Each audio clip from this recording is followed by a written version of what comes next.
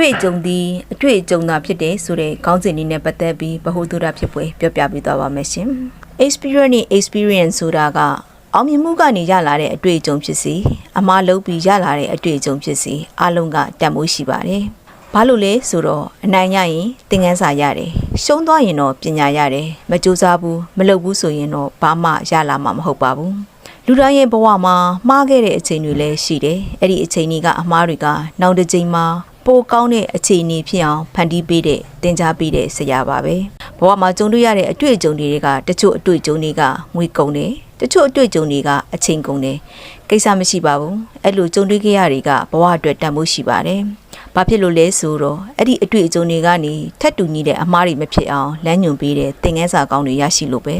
ဘဝလန်ခရီးရှည်ကြီးကိုရှောင်ရင်ကြုံတွေ့ခဲ့ရတဲ့အတွေ့အကြုံတွေမှာလည်းအမှားတွေလည်းရှိနိုင်တယ်လို့အမှန်တွေလည်းရှိပါတယ်။မှားခဲ့တာတွေကိုပြင်ဆင်ပြီးမှန်တာတွေကိုဆက်လုပ်မယ်ဆိုရင်ကြံရှိတဲ့ဘဝတတန်တခြားကောင်းမွန်စွာဖြတ်သန်းနိုင်မှာဖြစ်ပါတယ်။ကောင်းတဲ့အတွေ့အကြုံတွေကသင်ခန်းစာကောင်းတွေကိုရတယ်။ဆိုးတဲ့အတွေ့အကြုံတွေကနေပညာတွေလည်းရတယ်။အတွေ့အကြုံတိုင်းကကိုယ့်ဘဝအတွက်သင်ခန်းစာတွေအမြဲရှိတယ်။ဒါကြောင့်အတွေ့အကြုံတိုင်းသည်ဘဝအတွက်ကောင်းဖို့ဖြစ်လာတာပါလို့ပြောကြရင်ညီကုန်းချုပ်ပြရစီကျေးဇူးတင်ပါတယ်ဘဟုတုရဖြစ်ပွဲအကြောင်းအရာများကိုစိတ်ဝင်စားတယ်ဆိုရင်တော့ကျမရဲ့ Wiki Reader Channel ကို Like and Subscribe လုပ်ပေးဖို့ဖိတ်ခေါ်ပါရစေရှင်ကျေးဇူးတင်ပါတယ်